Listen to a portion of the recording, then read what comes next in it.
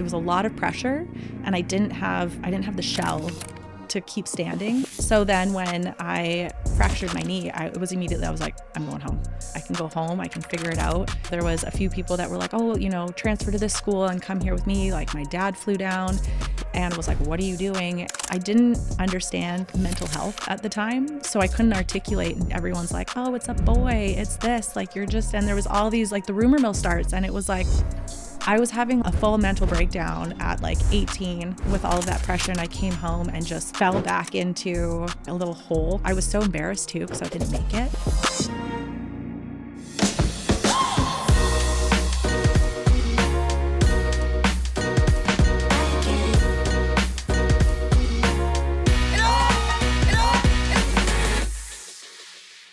Welcome to the Calgary Sessions. This is episode number 179. I'm your host, Jeff Humphreys. Before I get into it today, two quick things. If you're listening to this, you should go check it out on YouTube and Spotify to see the video because our new studio is off the hook.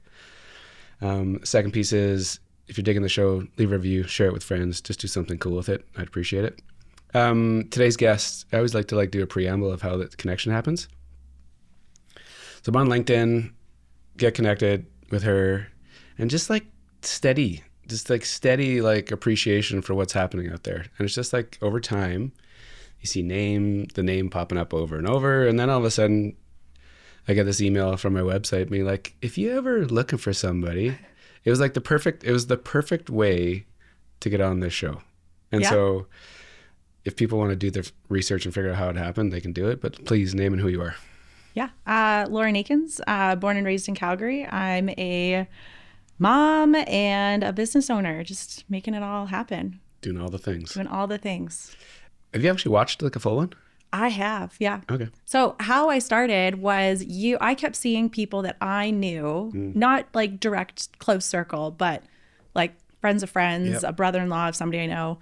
And I was like, oh man, that's really cool that they're on this. And so I was like, follow. And then I kept seeing more and more people. And it was like, all right, this is kind of cool. So then my business partner when I think like right before I sent you that email, he's like, hey, we should try to get on some podcasts or just, let's get some exposure. Let's push ourselves. And I was like, okay.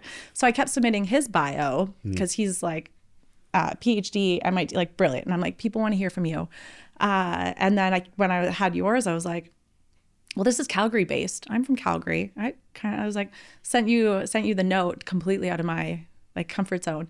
And so, yeah. It's kind of cool that you responded. But it's like full transparency.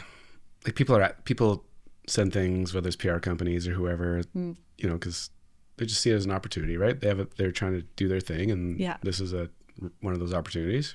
But it's always it's the approach. There's little nuances to how to connect with people, not just for this, but in general. I'm sure you've had a business for a long time, and your approach to people, I'm sure you've refined it over the years. So the approach to this was like seamless. So it's like amazing. If only business was that easy, hey? Just yeses all over the place. Yeah, it'd be great. Yeah, but it's cool. It's cool for me to get those connections with people like you because it's just there's so many interesting people in the city. Yeah. Doing cool things. Yeah. And what I find is that when you throw it out there, you just start attracting like-minded people, and then everything just starts happening. Yeah. And that's what this is. It's a cool environment. Yeah. You're going to be like the Kevin Bacon of Calgary. Have you ever heard that, like 6 degrees of Kevin Bacon? Yeah. Yeah. So we use that to solve like pretty complex problems with data. And so it's like a hilarious, but Calgary, I swear, is like the biggest small town ever. It's like 3 degrees of separation from so many people. So now we're going to have to play the like 6 degrees of Jeff Humphreys. It's going to become like a local Calgary game. You're born and raised? Yeah. Yeah. Me too. It's different, I think, being born and raised here. I think you and I feel the same. And you've been operating a business for a long time. I've just been around for a long time. It's really connected. Yeah. It might be 2 degrees. Like it's really unique. And some people that you come across, they're just not that connected. And I don't know what that is. I don't know if it's because they haven't had the time to like play in different circles and different environments, but yeah, I think it's the people not getting out there. Like I've met people who have just moved to Calgary, and like the first person that they meet is somehow connected. So I don't know if it's just time and a place or who, and maybe there's a little bit more shift. I find a lot more people are coming like back to Calgary too. So there's a little bit more like overlap with different circles and things like that. But yeah, I feel like it's kind of, if you're not feeling that connection, like I think there's a little bit of effort that you can for sure put into your life a little bit. But yeah, I agree. Yeah. Well, I'm glad you have context on this. So take this thing back. I would say know where you grew up, but like how you grew up, parents, siblings, job, sports, school, all the things to where you are today, and we'll just weave our way. All right. Yeah. Kind of a snakes and ladders kind of life. I think like born and raised in Calgary. I grew up in Lake Bonavista in the South. I feel like I was very fortunate. I've got a brother and a sister, and also some like step family. We're blended on both sides. And we kind of had it all as kids. I think my parents really prioritized exposing us to a lot of things. So, and Calgary was great for that. It was like, yeah, you can go and do kayaking and canoeing on the reservoir. It's like a summer camp. Or you can go out to Mount Kidd and do like mountain biking. And like, so we were always doing all of those things. And my mom kind of had a philosophy of, I never want you guys to be invited somewhere or in a situation and not have any, right? Like I don't want you to get invited somehow going horseback riding, because maybe she thought that was a thing, and be scared of horses. And so we would go into horseback riding camp. And so growing up, we had a lot of that. Every summer we spent a lot of time with like grandparents and camping. We traveled a bunch within Canada, and a lot of it was very like family. My brother and sister, my sister's 14 months older than me, and my brother's 16 months older than her. So like 3 under 3, like, or 3 under 5, whatever the math is on that. And so I don't know how they did it. It was like 3 kids going in different directions to different sports. You know, I grew up playing soccer mostly. Like at some point my parents were like, pick something because this has to stop. And so we all kind of gravitated towards, the 3 of us actually gravitated towards soccer. And so I played elite soccer growing up. Again, growing up in Bonavista, we had a Div 1 team. Not all communities when you were younger had a Div 1 team. So it was great that we had enough girls that were good enough to put us in Div 1. So we played super high level. It got to the point where, you know, I got a soccer scholarship down to Florida to play NCAA. And it didn't last long. I had fractured my leg, shattered the one bone, and then fractured my knee when I was down there. But yeah, it was great growing up. We had the lake, and we had a pool growing up too in Bonavista. So our house was always the house that everyone came to. And so I would come home from soccer practice and like buddies from school are like in the pool hanging out with my parents. And so it was always busy. Our house always had kids. It was like Sunday family dinner. You're home for that. And we had a lot of freedom. You know, we could be down at the park and it was like, come home when the lights come on, the street lights. And you could almost do like the holler through, and you'd be like, oh, my mom's calling me, I gotta toddle home. But you were hanging out with kids that were all around the street. It was all like friends by proximity almost. It was great. So different from today's world. Yeah. Like Calgary back then was like, it's still awesome. Yeah. Back then was like, whatever the number was, I remember like 700,000 people. Yeah. So cool. And it felt like, so big. Yeah, there's like 20 minutes everywhere. You're like, it was so cool. Yeah. Was it that simple? Did you feel like it was just? Well, I think it was simple until we hit like teenage years. Yeah. And then my parents divorced, and there was some growing pains there. We were introduced to new family, new parents, new siblings. We were all our siblings, like my step siblings are kind of close in age. But again, it was like, I don't know, if you talk to me when I was 16, I'd be like, the world is horrible. Like I'm living this terrible life. My parents are so strict. But looking back, I'm like, we had to be home by 9 and like we had phones and like we had so much freedom, but we had very basic boundaries. My parents were very good at setting boundaries. And if we broke the boundaries, there was consequences, but we didn't have a ton of like rules. It was like, be kind and have manners. If somebody's coming to pick you up, they come to the front door. Like they don't do the honking. They don't text you to come running out. And I was like, oh, that's so embarrassing. Like my mom would answer the door and like look them in the eye and say, and it was like, whether it was a date or just a friend or whatever it was. And like looking back now, I'm like, yeah, that's a good gauge. Like a good kid is not going to have a problem looking a parent in the eye. And so she was able to really help keep us, at least me, it was kind of like, well, you maybe shouldn't be hanging out with that kid that's not going to come and meet your parents kind of thing. So they had really healthy boundaries, I think, looking back, that again, when you're 16, you're like, you're the strictest person. But now looking back, I think they tried to make it very simple for us by just having healthy boundaries. And so, yeah, I think I'm more appreciative now than I probably was growing up. And being a mom now, it's like, yeah, there's that. I know so many times I'm like calling my mom. I'm like, I'm so sorry for that. I'm going through it now and I don't know how you did it. And she's just like laughing. But yeah, I think that's probably oversimplified. But yeah, I feel like overall, like younger, like, you know, growing up until like 12, life really was that simple. It was like you do your sports, you do your school, you've got this great group of friends. I was fortunate at the school that I went to, it was like cool to be an athlete. So like David Thompson, shout out Tigers, but we had this Tiger Mile and they would make you run around the schoolyard and time you. And it was so competitive. And it was like me and one of my buddies, and we would always be like, he would be the fastest guy, I'd be the fastest girl.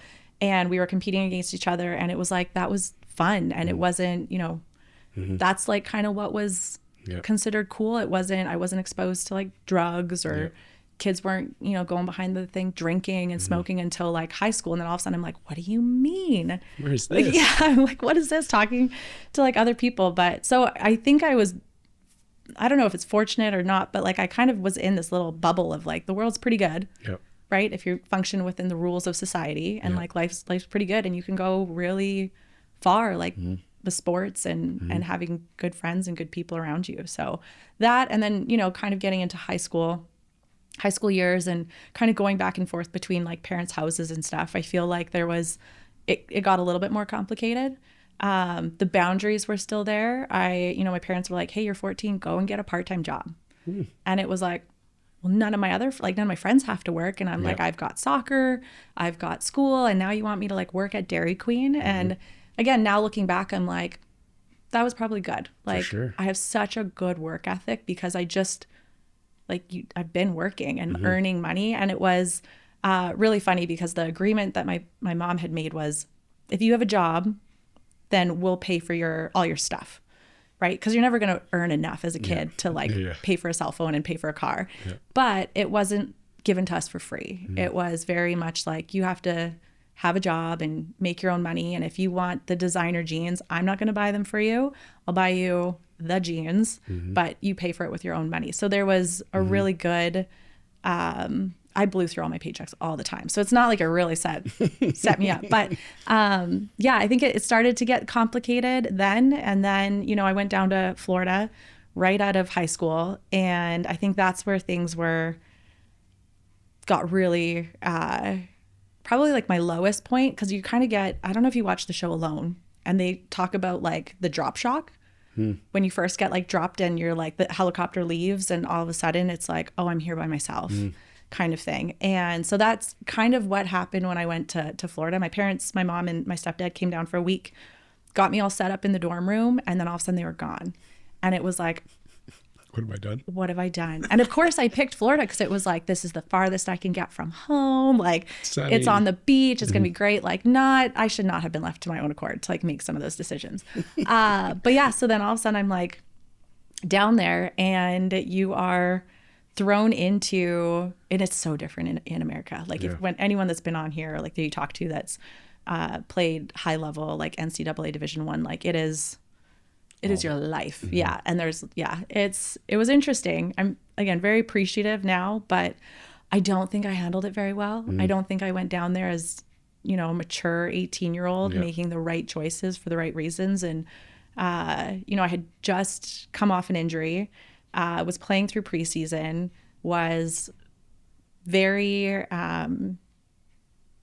like used to being a starter or a second rate, like I wasn't ever the best player. There was phenomenal players on our team, but to go down and be like, well, I play left bench now.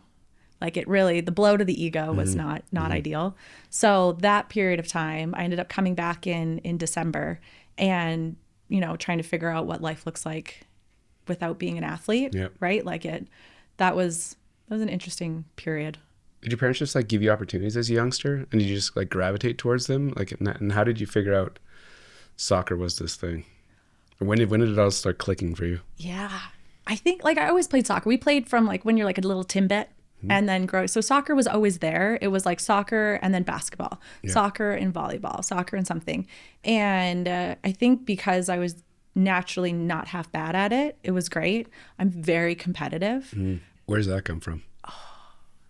I don't know if it's from being the youngest and constantly just trying to keep up, or if it's just you are that way. Yeah. I think, you know, I look and both my parents are pretty high functioning. And so you always just, it felt weird to not be good at something. But like I get frustrated if I'm not good at something right away.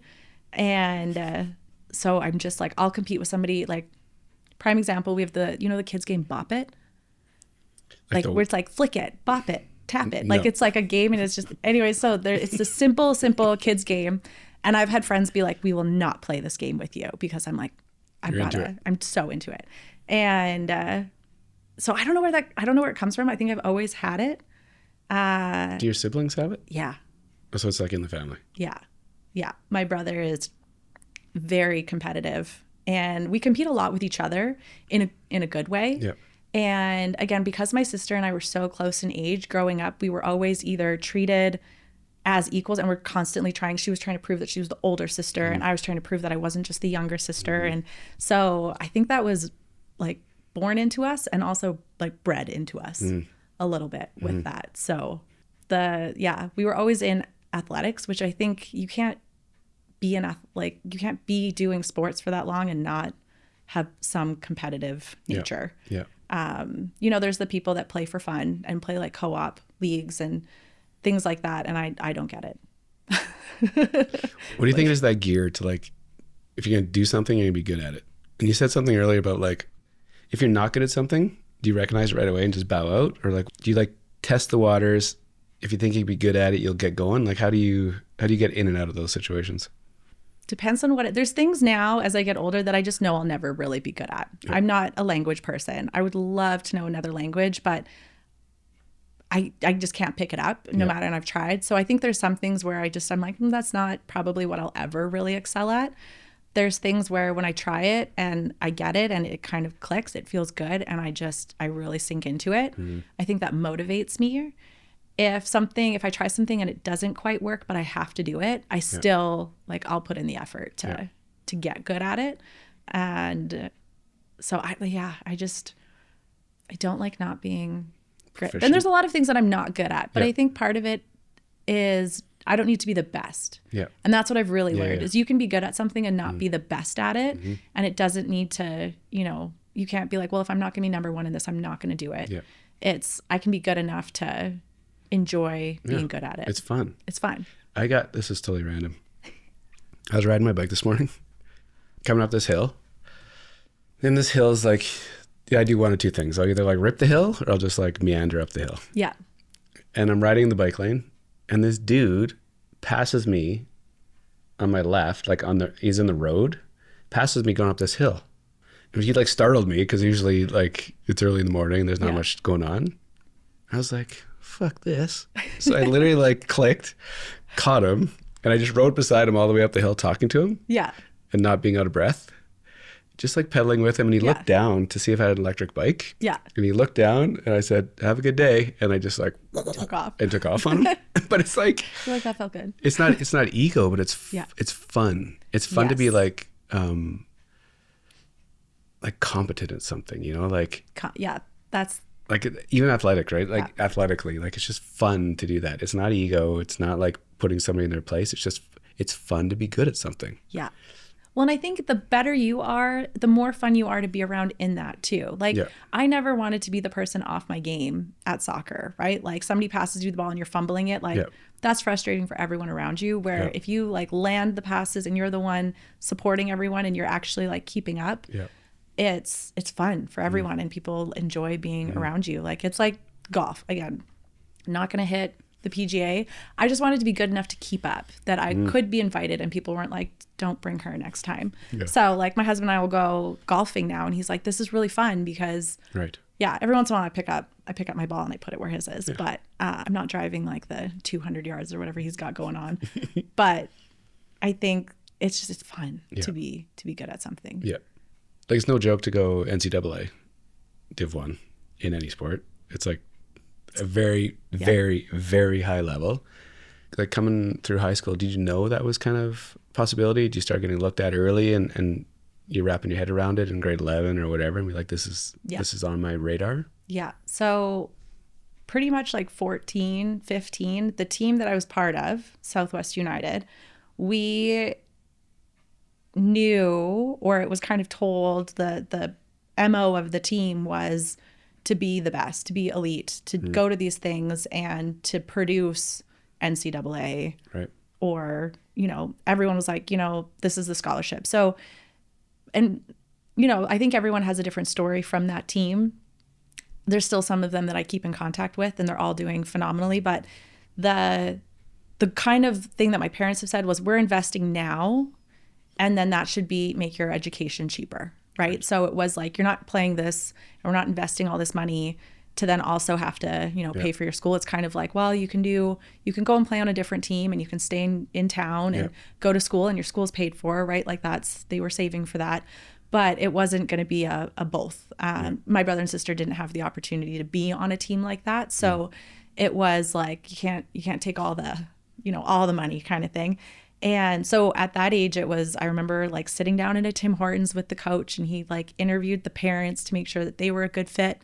And it was a very selective team. And it was like, you know, by 16, we were doing like showcase tournaments. Crazy. We were going to Vegas, and it was like, what do you mean we don't get a medal? We're not playing for a trophy. We're just playing for people to look at us. But that's what it was. And they set up all these things. We went to China and played 2 weeks over there. So we did Shanghai and Hong Kong, and we're playing like universities and teams over there. So it was very much to build the resume to get a scholarship. And there was some girls that bowed out. They had no interest in it, and that was fine. They had made those decisions.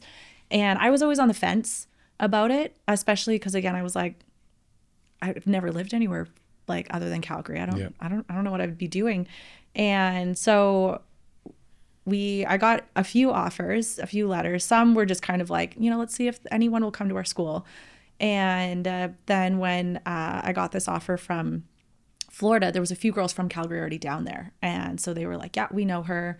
Another girl on my team was also scouted to go to that school at the time and didn't end up going. But like the girls on my team, like they were going to like the top 10 schools. Like they were going to like the big four. And like my school didn't have a football team. That's kind of like the differentiator. Yeah. And, but yeah, it was very known that's, I stopped kind of paying attention to some of the classes in grade 12 because I was like, I don't need to be prepped for university because I've signed my letter of intent, and you just kind of show up and hope that you pass type of thing. It was like I had already written my SATs, and it was very decided.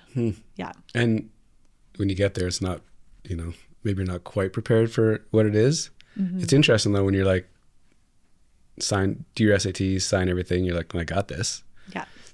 What do you think that like disconnect was when you got there? Was it just? Yeah, I think preparedness, like mental preparedness for being an independent person. Like, again, I kind of lived in a way where, you know, laundry was done for me. My schedule, it was like, here's where you need to be every day. I was just kind of like walked through life.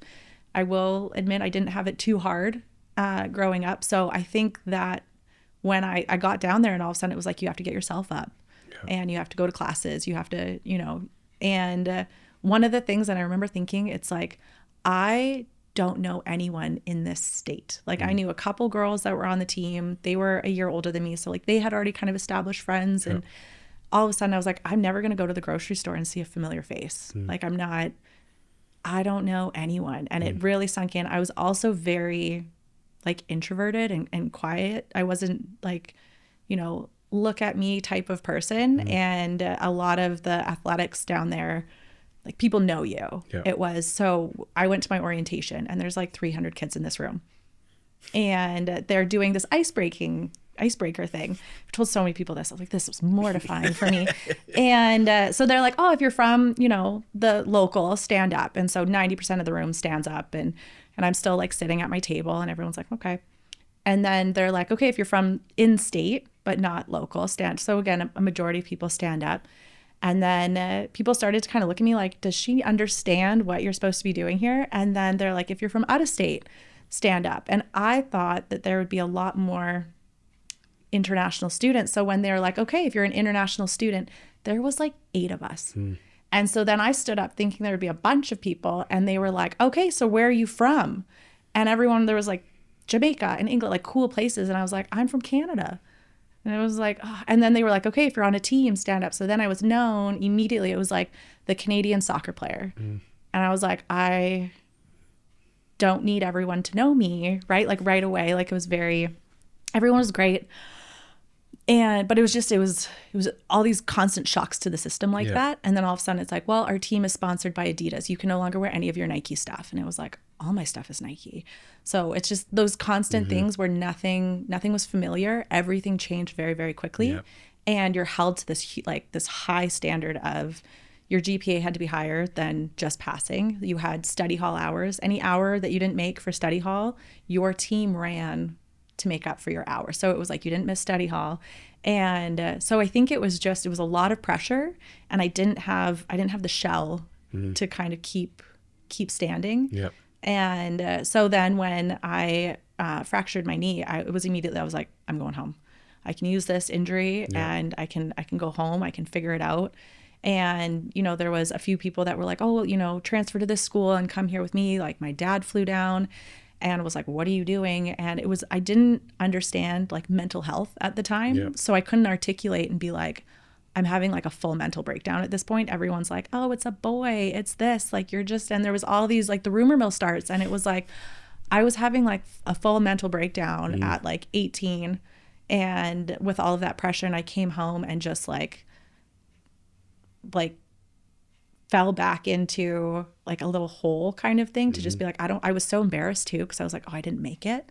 And, everyone else is still at school and, it's like you're signed a contract. So I had to get out of the contract. And like, that was a whole rigmarole kind of thing. And so it was very interesting, and so every time somebody's like, oh, that's so cool. I'm like, it is.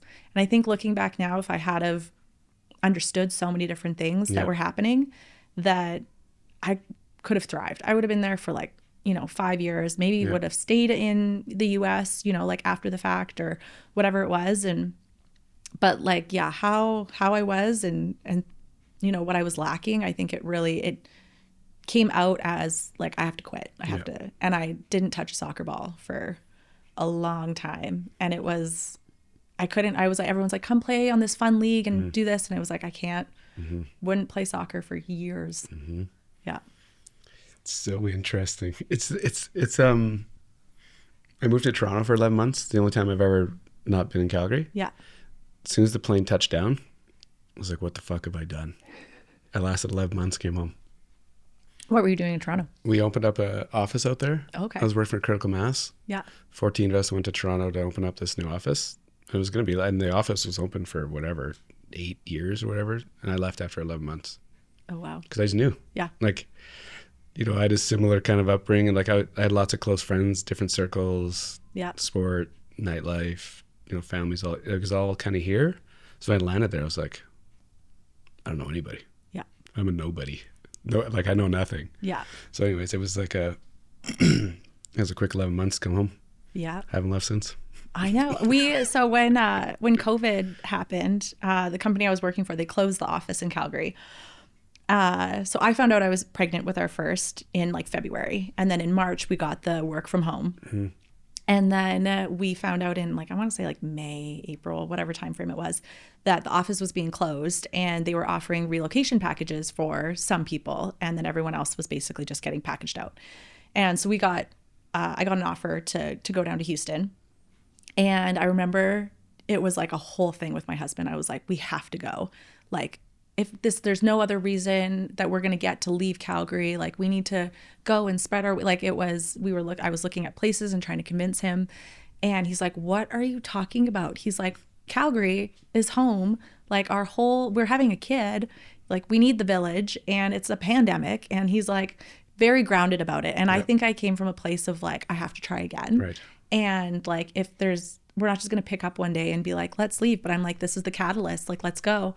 And so obviously we ended up staying here, and he always will like throw it into a conversation, be like, aren't you glad that we stayed? Houston? Like, look at how like you never would have started your company, all of this. And I'm like, like noted. Yeah, noted. So appreciate it. But yeah, I think it's okay to just stay. I always thought that you had to go and live somewhere else and travel, and you hear of all these people that are like, I sold everything. And like we do a lot of traveling, and I love traveling to different cities and just spending like 4 or 5 days in a city. Yeah.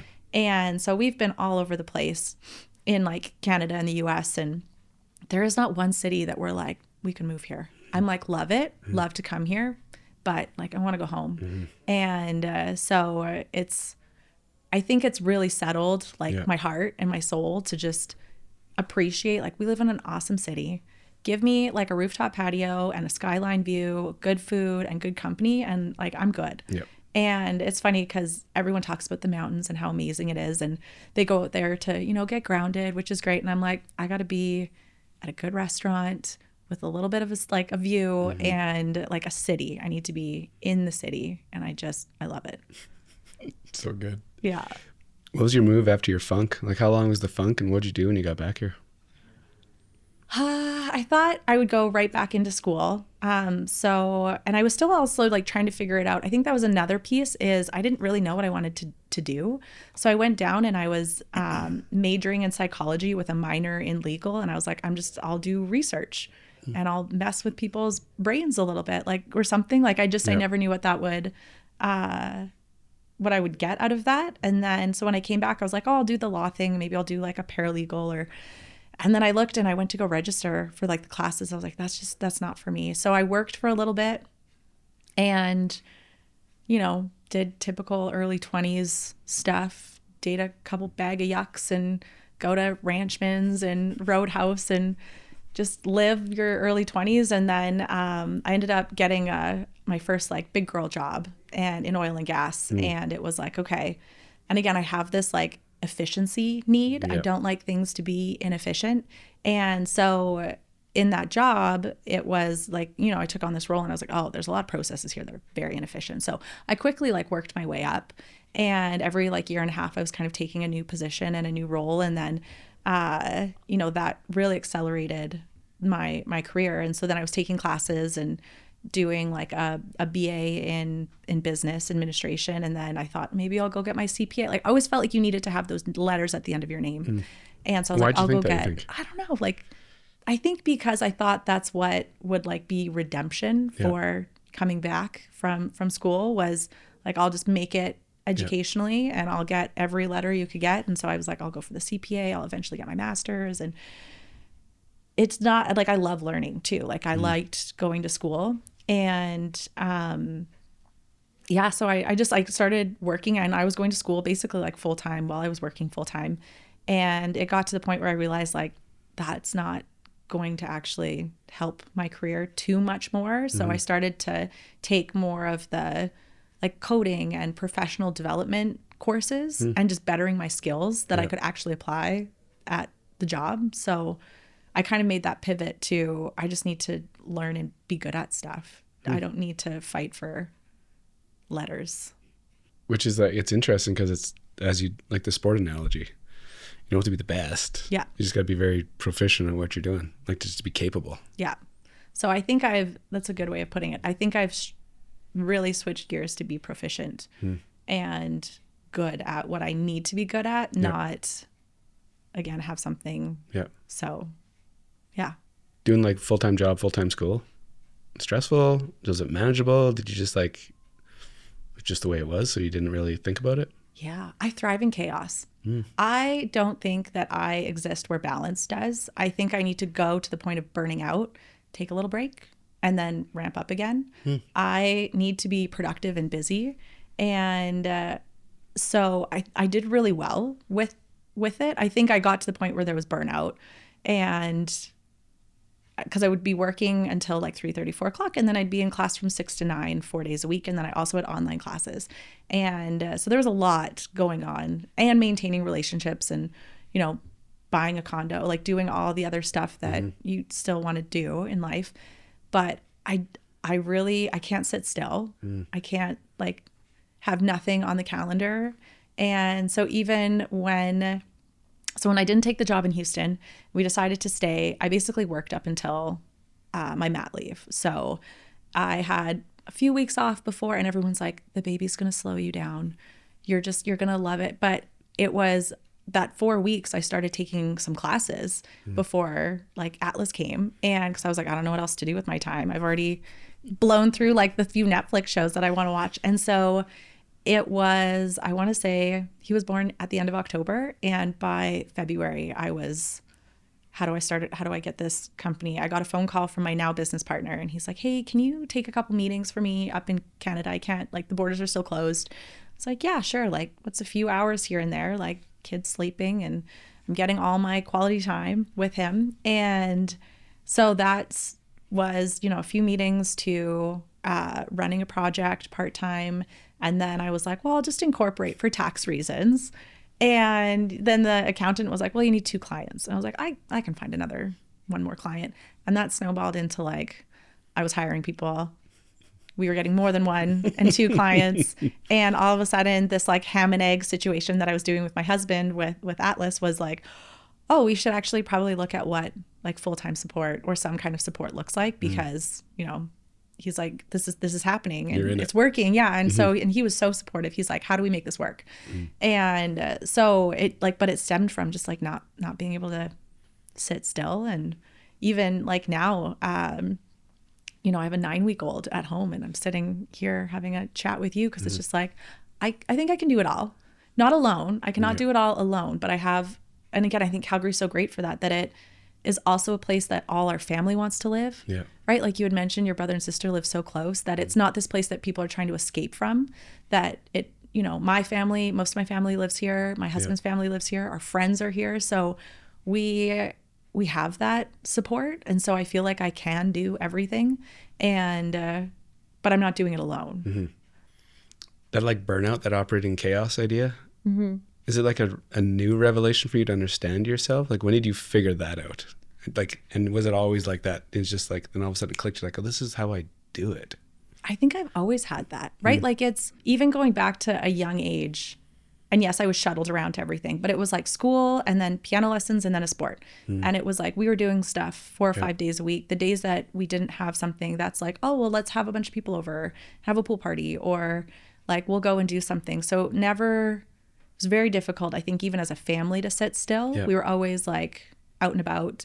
And so, and even like growing up, and then it's like 14, you get a job and and as much as I was like, well, I shouldn't have to work. It was like, I loved having a place to be and a purpose. I liked being able to know what I was contributing to my life, right? Like I didn't sit still. And I think you need that every once in a while. I think to be able to like sit and have a day where you just like don't open the curtains and watch a show and eat crappy food is good for you. I can't do that day after day.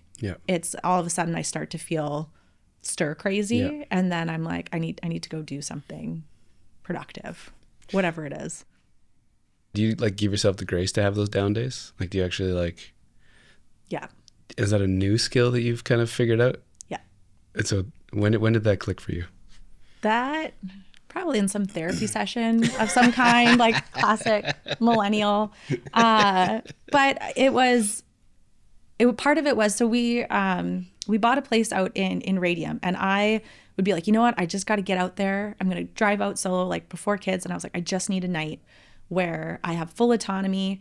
I don't have to, you know, cook for anyone or get judged for just having popcorn for dinner type of thing. I was like, I just need like that. And then of course, Adam's like, well, yeah, go have a spa day and go have dinner. And I was like, I'm not leaving the condo.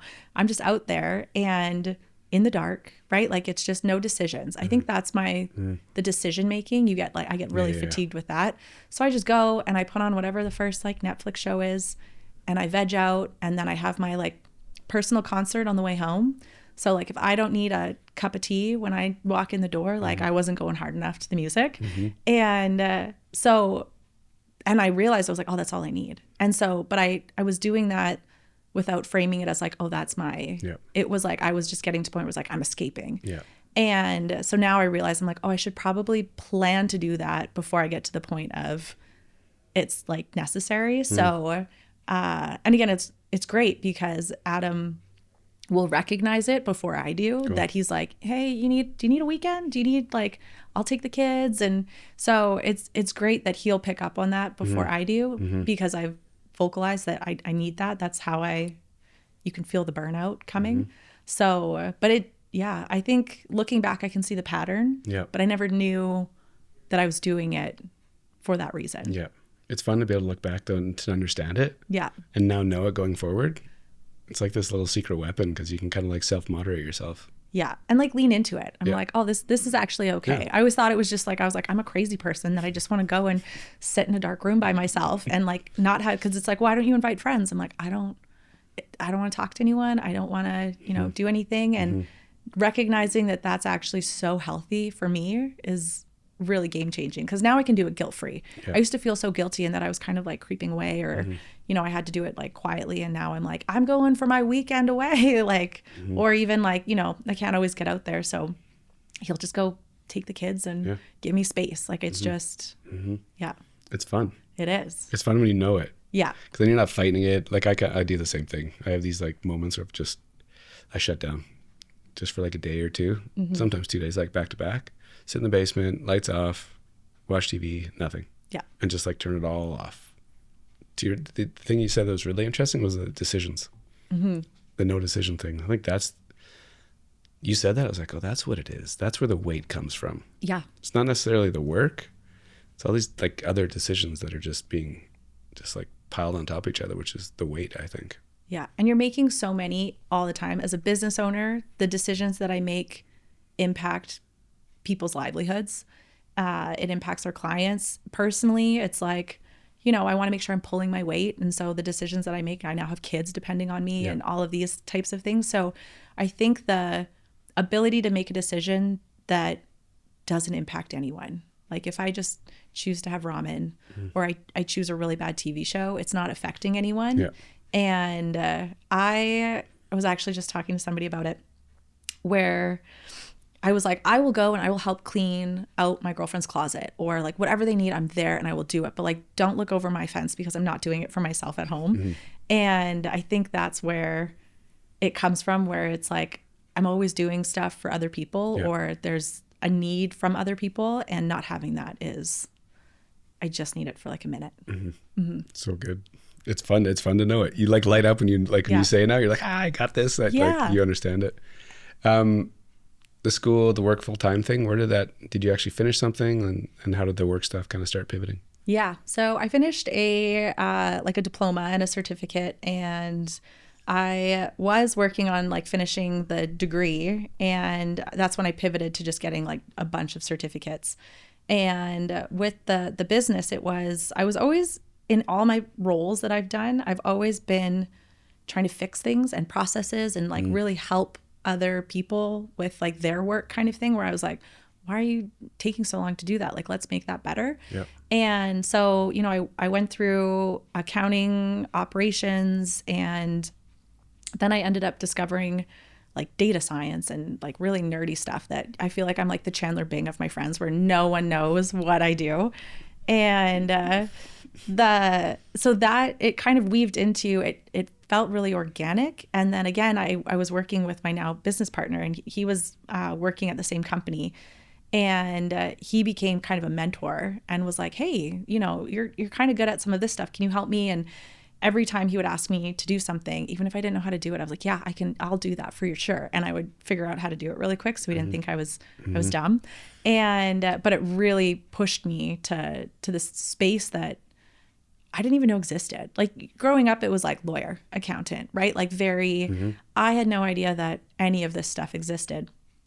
And so then all of a sudden it was like, oh, you can start to do all of this stuff with data and blah, blah, blah. And it was great. And I loved it. It was numbers, it was patterns, it was fixing things. It was seeing like that used to take 3 hours and now it takes 3 minutes because you hit execute on something. And it was so satisfying. And so then I was like, I can do this. And then when the company closed the office, I was like, well, I'm never going to find a job like that again. Like, again, I didn't know that it existed in like the wider world. And so then when there was the opportunity to start a company and people were like, oh, I need help with that, then it was great, because I felt like, again, I don't need to be the best at something, but at the level that we kind of operate in, the people that are our clients are coming from, like, they're not good at it. They don't even know what we're talking about. Yeah. So sometimes they're like, this, I don't know what you're talking about, but this is fantastic. So that was kind of the pivot into, I feel like I joke that I accidentally started a company, right? Because it was like, well, yeah, we'll just see what happens. And then I had that. It was kind of doubling year over year for the last like 4 years, I want to say.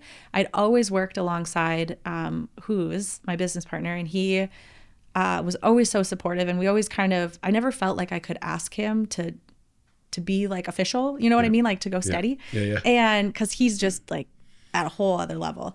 And so we were talking, and it was like, well, it's kind of hard to explain how I'm working with your company, but I have my own company and this and that. So like, should we just, merge and join forces? And he was all for it, which was great. And so then we went through months of trying to figure out what that looked like.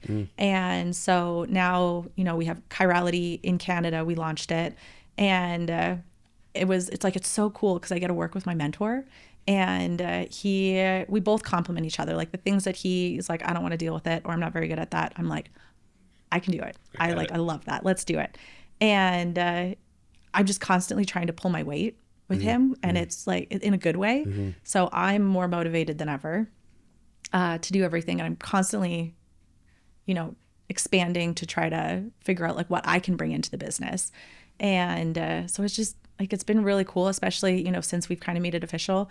And I just remember I was like, how do I thank this person? Like, how do I show appreciation? And I'm not a gift, like, the different thing, like the gift giving, but I always feel like other people are. So that's why I'm like, oh, I'll bring you something. I have to show up with something.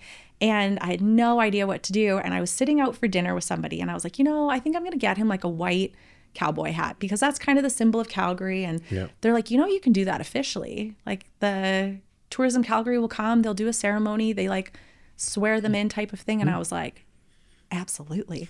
And so then I was like, I have to do this. And so went on the website, signed up for like a white hat ceremony, and I wanted to keep it a secret. So I'm like messaging his wife being like, what size is his head? And because I needed to go get the hat. And I was so pumped. And I just thought it was like the coolest thing. He's like an honorary Calgarian now. Cool. And I was like, what other city does? And he's like, he loves Calgary. And so we always joke that he'll like retire here. He's in Houston. And, but I'm like, I just want to like share the city and all of our team that's down in Houston. I'm like, you guys got to come. And it's been great business wise. You say accidentally, or how'd you phrase it? Start a business? Yeah. Like, was it ever on your radar? Like, as you're kind of working for somebody else, you're fixing things, you're seeing different problems. Was it ever in the back of your mind, like, I think I could do my own thing? Or like, I always wanted to. I always thought it would be like a store or like something. I always wanted to, I always wanted to work for myself and like own something and build it. So I'd always look at like businessesforsale.com and be like, what's out there? What'd you look at? Did anything catch your attention back then? A couple fishing companies out in Banff. Tried to convince my husband into that one. But nothing really sparked joy. Like nothing was like, oh, that would be cool. And I would see people like, opening stores and doing stuff. And I'm like, oh, that's really cool that you found your passion and it's a job. And I just kept thinking if I would I would stumble onto mine, or like, I was like, maybe I just don't have enough hobbies to make a job out of it. Right. Like, I'm like, I don't have that much. And so I always wanted something like that. But I never knew what it was. Yeah. And so again, when this kind of came, that's why I'm like, oh, when this happened and the momentum was building and it just seemed to work. Like it wasn't, we were profitable from day one. We don't have any investors. It's just us. And we're just kind of like rolling on that. And it's felt like there's been hard days, and there's like, I'm stressed about it all the time, where I'm like, it's going to implode tomorrow. Like, you just close up shop. And it hasn't happened. But I think it's a different stress than what I felt when I was working for other people. Yeah. I had never been a manager before. And, I was always working my way up, and I thought I have to climb the corporate ladder and be a leader. And so then all of a sudden I was like hiring people for the first time, and I was like, who am I? Oh, who am I? They're going to see this and be like, wait a second. But so there's there were so many things that I did because I just thought if you owned a business, that's what you did. And so I did so much research, and then all of a sudden people are like, wait a minute, like you're making profit. Most companies don't make profit in the first few years. And I'm like, well, how do you have a business if you're not making profit? Like, what do you, and they're like, that's why businesses go under. And so I really didn't tell a lot of people about it at the beginning because I had so much imposter syndrome. Like I was like, I can't tell people that I have a company and I have employees. What'd you say? You're just like, I'm just very working? like, oh yeah. And you get into like, I'm just like, I do consulting, and, you know, I downplayed it. And I wish I hadn't, because I feel like as soon as I stopped doing that, like the floodgates opened. And people are so supportive, and they want to, as much as they're like, I don't know what you're talking about, they're willing to hear about it. And so I was very stuck in my own way for the first like year or two, because I was like, oh, I just, you know, I'm just doing this, and it's, you know, it's paying the bills, and I don't know. And then I know like my husband's always behind me being like, this is going great. Like I can see this going somewhere. And it really wasn't until I like got out of my own way where I'm like, yes, I can say it like loud and proud. And again, I always felt like I had to be the best at it before I told anyone about it. Otherwise, like, why would you take me serious? So now I'm like, it's good enough. It's good enough that I will talk about it proudly. So it's like this very interesting, like introspective experiment with you, like to understand all this now. But in the moment, you're probably like a little confused of why you're operating like that. Yeah, very. The self-awareness, I think, it's always easy to like look back and be like, oh, well, I would change this. And I don't think I would actually change anything and how it went. I think I'm very much a believer of everything kind of happens as it should. And there's so many things that in the moment felt like the end of the world. But, you know, I think that snakes and ladders game of like, you have to kind of go down to hit like the big ladder that you missed the first time around. And so that's kind of how I keep trying to tell myself that it's like, you like what you do, you love your clients that you work with, the people that you work with are great. And anyone that's not serving that, or maybe doesn't like it, if I walk in and they're like, I would never work with you, I probably don't want to work with them anyways. Like you're not my people. You're probably not my client. And you know, there's enough work to go around, and that's fine. The down times, how do you manage them? How do you get through them? Crying in a corner.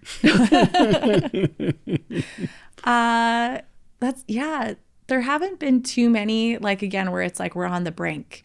It's just, I think that the bad times right now have felt like not good enough. Like my expectations were here and we didn't meet them. And so then, and like my business partner is the same way, where we've got these high expectations. So sometimes I have to remind myself that that's not everyone else's standard of living. So like my expectation and my standard is potentially a lot higher. So even if I'm not meeting it, I'm still above what people expected of me.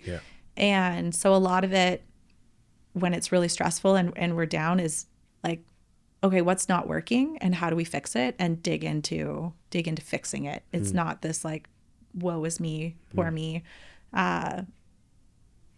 you know, moment that I have. It's very like, how do I fix this? And then I get into the stress and the chaos of fixing it. Which is half comfortable for you? Half comfortable. Yeah.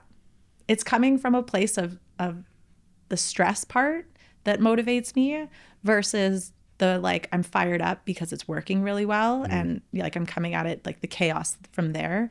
I much obviously rather managing positive chaos. And it's like, what if we do win all this work? I'm like, I will deal with that problem. I will happily deal with that problem. I don't like dealing with as much of the problem of we could lose all the work. Especially like being a consultant. And again, there's a dime a dozen of us. So what is really differentiating us from the other ones? And I think a big part of that is our value and our relationship. And, you know, we're very like science focused and factual. So it's hard to, you know, it's hard to deny what's there, right? Like we're very like, let's just quantify this for you. And so I think that's how I also deal with it myself of, okay, the numbers they're not that bad, right? Like everyone still has a job. You're not firing anyone. Like, How does the actual human side work in your business? Like show up, be a good person, have energy. Like, does it Does it come into your industry, or is it strictly numbers based? No, very much so. I think being ethical and having integrity, a lot of times our clients, it's like, well, it's like the billable, like the bill by the hour versus a project rate. Yeah. And the second you throw an hourly rate at them, it's like, well, are you worth that? And so I don't like dealing with like time and materials or hourly. I'm like, here's your project, we will deliver it. And I think being able to say like, we will do whatever it takes on our side, like duck on water to make that project happen. And so I think that's the people side is, we said we're going to deliver on it in this time on this budget. And I think just doing that and then having the relationship of really understanding what the client's problem is, right? Like without getting into like the weeds, because if like I can talk about it, what I do endlessly, and I know that's not what we're here for, but like a lot of it is solving their problems. Like what are you facing in your business? How are you like, especially in like oil and gas? It's like, well, how do we reduce your operating expenses? And understanding what's causing your operating expenses to be high. And so understanding the client and what their problems are and fixing that problem, right, is a big component of any sort of consulting. It's a good segue. You should explain what the hell you do. Because as you were like said earlier, when nobody really understands, this is a very interesting opportunity to help people understand. I feel like they still won't. So we're a data science company. So we're kind of pivoting right now into more like productional software products that we can sell and license out. But historically, and where we've kind of gone to date, is this very bespoke custom solutions. So anything from data engineering, data analytics, AI, machine learning, modeling, and again, because my business partner has a chemistry background, like chemistry solutions, on top of like just general strategic consulting for like how do you design a data strategy and then how do you implement that over the next few years. So we work a lot within a client's ecosystem. So we build it in their using their software. We build it, we kind of hand it over. And it's been a good business model so far. We had to work on some super cool projects. Like we think of some great ideas and we're like, we just need somebody that is willing to, fund this. But also it's mostly our clients coming and being like, hey, this is a problem that we're facing out in the field or with our, time series, high frequency data. We have so much data and we don't know what we're doing from it. And it's getting all of that to a place where you can action on it. Is like the most simple way to say it. Just put in a plug, like check out our website. As you're like, this was an interesting one because as you're talking, I'm like, this would be the perfect clip for her just to like have this like 49-second explainer thing of what you do. Yeah. So I'm glad you. Yeah. So, and sometimes like we joke that it feels like a shotgun blast of like, oh, we do everything. So we're really refining that because we can do everything. Right. It's kind of like, oh yeah, we can solve that problem. It doesn't mean we necessarily should. It works for some clients because, we kind of work as like in-house slaves, like, right. We're like, just tell us what you want us to do and we'll do it. But it's so much more intricate than that. And it's like, we're solving really, really difficult engineering, like really difficult problems. And so we publish a lot of papers. We're really trying to work with academics because there's a lot of, students that are finishing school that it's really difficult for them to, break into some of the business. And we kind of partner and make sure that, a lot of industry wants to work with students on like a capstone project or something like that, but they're so busy, they don't have time. The students really want to like bring value, but they aren't work ready yet. And so there's a lot of that too, which is like a fun project. So we're doing a lot more with like the universities here in Calgary and in Houston. Cool. So, and again, we're really trying to approach it from a research and science focus, not just like, let's build time. It's very like, let's solve some problems and like improve whatever industry we're supporting. How many years has it been? 5? Going on 5. Do you ever look back? Do you think about like the last 5 years? Like, do you ever give yourself time and space to look back and be like, wow, this is wild? Or are you just like looking forward and doing your thing? Mostly looking forward. I think looking back is scary. And because we keep kind of evolving in a really good way, Yeah. it's hard to look back and compare, because like even like when it was just my company, it evolved so much, so rapidly. Like every 6 months it was like something kind of different. And now it's like, okay, we have to get on more of like a steady, like what is the next year going to look like? So like who's is coming up? And I'm like so excited to just like sit down and strategize and be like, what are we really going to focus on, and what people are we going to put in place to do that? I love that side of the business, is like the forward thinking. And what I find is I really have to try to not feel like, oh, I can't wait for 6 months when we're at this point. I have to like really enjoy the 6 months before. I used to always think like, oh, as soon as we have this, I'll be happy, right? Like when you get to this point, you're happy. When you get to this point, and it's like there's always another point. So really enjoying the process of putting things in place and then seeing them slowly compound into wins is like my favorite part. Which is interesting you even understand that, because that's like a bit of an unlock, because a lot of people just want that, they just focus on that like singular goal. And when they get there, that's either like, well, now what? Or there's like wild disappointment because they don't know where to go. So I feel like I haven't felt the disappointment because it just never feels finished. I never feel like I've hit that point, because as I'm nearing it, it's like new goal exists, and then you kind of wrap this one up. So I do have to try to not have like shiny new toy syndrome on everything, but I feel like that's a good thing that I've been able to bring in like the business world, is it keeps me really, really energized to not be able to just sit still and complacent, I guess, is like, I think I'm so scared of being just complacent that like I'm running from it. Do you, is it fun to talk about it now? Like the first couple of years where it's like imposter syndrome, not telling people, just like blowing it off, to where you are right now? Does this feel very authentic right now, and just like you're very clear on what it is? There's still part of me that is like, why is this guy talking to me at all? Like, you asked. I know. You said yes. So part of me is still always going to have a little bit of that. I think I can talk it down quicker. So it's not as like, it's not as forward in my mind, and it doesn't last for as long. I can talk that. I love it. I could sit down and talk. It's easy to tell. It's like when you, if you watch this, when it, just see on the playback, it's just like your body changes.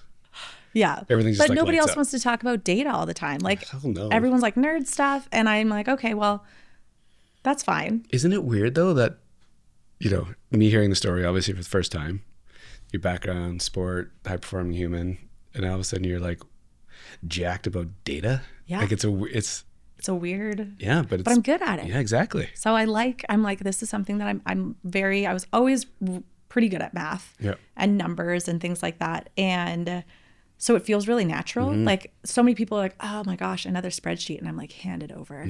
I got this. I'll comb through it. I can't wait. And so I feel like there's kind of like this niche of, you know, people don't like doing it. And I do. So which is cool. It's great. But I do, as much as you're like, oh, do you like talking about it? Probably too much. I'm very aware that work cannot be the only thing that I bring to a conversation. And so especially when nobody else cares about it, like for the most part, like every once in a while somebody will be like, so do you do this?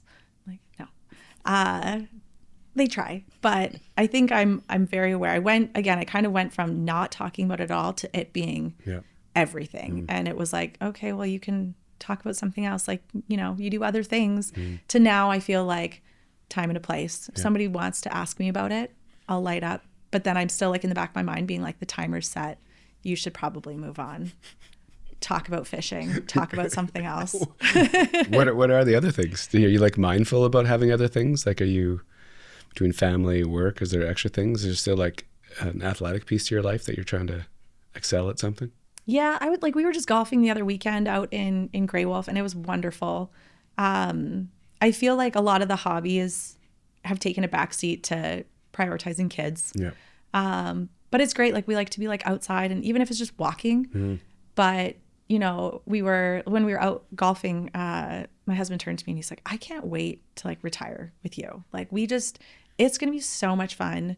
We've just got so much stuff that we get to go back to when like the kids are older. And that was really nice to hear, because, you know, kids kind of take up a lot of space and to know that like we're still like together on things, and you know, we can sneak off and like golf for a round and have fun. So I feel like that's going to be great. Like we used to fish a lot and like fly fishing. Every time we go on a holiday, like the way I can convince him is like, they've got fishing. And he's like, all right, book the flights. You guys are like that, like. Yeah. So like deep sea fly fishing, it's like so much fun. Like we used to like hike up and like find places in like off rivers kind of thing. And it was so much fun.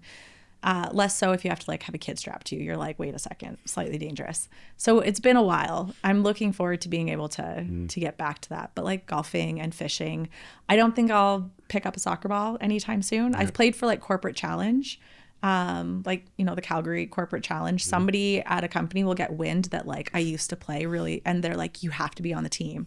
And of course, I'm such a people pleaser that I'm like, yeah, of course, yeah, I'll come.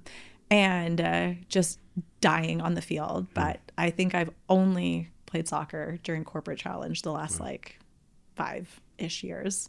And obviously not, that was like before, because I don't play corporate challenge with my company. But yeah, I think it's going to be, we're slowly getting back into it and finding where hobbies can live, what we can do with kids, what we need to, you know, make space for, and, you know, leave the kids with the grandparents and get out for.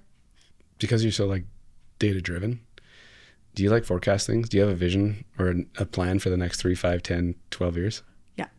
Wow. Very much so. Give me a spreadsheet, I can solve the world's problems. And, and like your own like business growth, like all the things, team, like all the things, clients, like it's like planned out and locked in. No, less so on the business side, which doesn't really make sense. Well, but maybe. But there's an idea. There's an idea there for sure. You know, Who's and I talk about it all the time, what we kind of want for the company and where we see it going and how we were going to figure that out. I have meticulously mapped out my commute in to downtown, which lane you go in when you switch to the left lane and the right lane. Like I've got it all worked out. And if I'm driving with somebody else, I'm like, you should be in the right lane right now. Twitchy over there. Yeah. And it's like, do you want to drive? I'm like, I actually do. Yes, I will. Yes, please. I can do that. Yeah. So I find I'm constantly doing those things. And it used to be, you know, again, I would be like embarrassed. Like I was like, oh, like, does anybody else do this? And then now it's like an ongoing joke where it's like, my husband's like, you're the most efficient woman. Cause I'm like, okay, if I do this at the same time this is doing, like, I just don't want to waste time. But I'm either doing that or I am like a sloth and I can't make it out the door on time. So I'm like, okay, Kate, it's going to take me 18 minutes to get here. And I'm going to it's like figuring that all out. I love that kind of stuff. It's like the time to beat, not just for driving, but just for anything. I'm like, if I think it's going to take me 15 minutes and I finish it in 12, I'm like, that's a win for my day. Which is like, it's fun to know that though, right? Yeah. To like know yourself through and through like that. Yeah. It's fun. Yeah. And I used to be like, I'll play it cool. Like now I'm like, cool. I think it's hilarious. Yeah. I enjoy it. I'm sure it's like most people around you now enjoy it too, right? When you really understand yourself and you can be like honest with yourself and like have fun with it. I hope so. We'll find out in the comments. This person's loose. What a whack job. Thanks for doing this. Yeah, thank you. That's great. Before we go, you can explain the beer on the table. Oh, the Temples? Yeah, so Dane Thorogood and Adam Naaykens, they started local Cochrane guys. They started the non-alcoholic beer company. It tastes just like a real beer, and it's delicious. Thanks for bringing it. Yeah.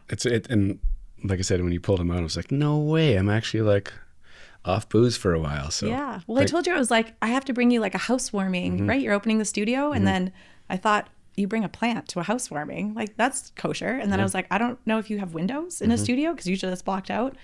And so I went through, and again, I started like really overthinking of like what would be. How long was that process? The overthinking process? Way too long. Remember when you invited me on here? It started. I was like, okay, yeah. I was like, this is great. Started thinking it, went down the rabbit hole. And then of course I was like, you know what? I was like talking to Adam. I was like, I'm just going to bring him a couple temples. Like that's great. And then I didn't plan ahead to actually go and pick up a box of them. So it went in the Christmas bag. And it was like, again, I tried so hard, thought about it, and then it fell off the rails. So Efficiency is not perfection. You made it happen. I made it happen. Thanks for doing this. Thank you. I end the show with one question. When I say Calgary, where's your head go? Ooh. Other than Kevin Bacon, I think it's just really bonded. I'm bonded to Calgary. I think there's so many people and that I feel like really close to. Again, like the connection where it's like, oh, I met that person 10 years ago and now they're friends with so-and-so. And I think that's really what I think of Calgary is just, I don't want to leave it because other than for like a really nice vacation, because I just feel so connected and bonded to people. And I think there's this undeniable support in Calgary that isn't in a lot of other cities like this. I see somebody doing well and I like love that for them and I want to support it, and not in a way of like, I'm like, oh, I want that for myself. Like I want that success, but not at the expense of tearing it from them. And I think that's so many people in Calgary, and why so many people do so well is because it's like, you instantly, it's like, oh, that person needs to be supported, right? Opening a new studio. It's like, who can I invite? Who do you want here? And like, I love connecting people. And I think that's like so many people in Calgary is just this, like, everyone's bonded. Yep. I agree with you. Obviously this whole thing is that. So yeah, thanks again. Yeah. Thanks for reaching out. It's just cool. It's cool to meet random people, hear cool stories, and just like keep this thing going. So thanks. It was my like 10 seconds of bravery hitting that send on the email. Which is like, it's a weird thing to ask for things. I find some people don't really give it. Some people ask 100 times and get a couple of yeses and be great with it. Yeah. I don't like asking for anything. No. Ever. It was like one of those like hit send. So I'm appreciate it. You know what? It's going to help with the next email that I have to send. Yeah, it'd be like this was a good outcome. It'd be 2 seconds of like, cool. Yeah. Done. Probably still 10, but Thanks again. thank you.